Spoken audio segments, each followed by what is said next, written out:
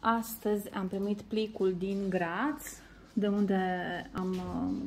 Graz, de la Academia de Aromaterapie, cu noua denumire a aromaterapeuților care vor să facă asta în continuare, deci un alt grad, ca să zic așa, în limba română.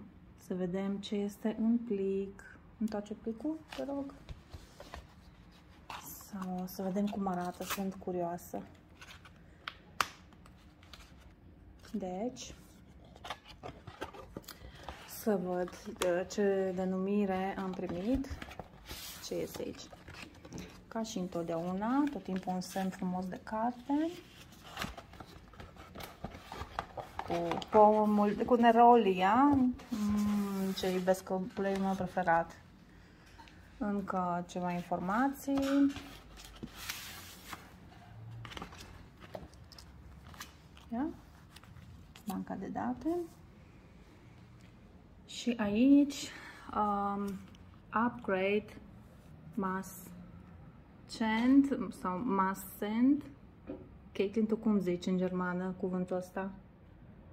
Mass chant? Nu știu. Nein. So, profesional. Sună bine, să vedem ce este înăuntru.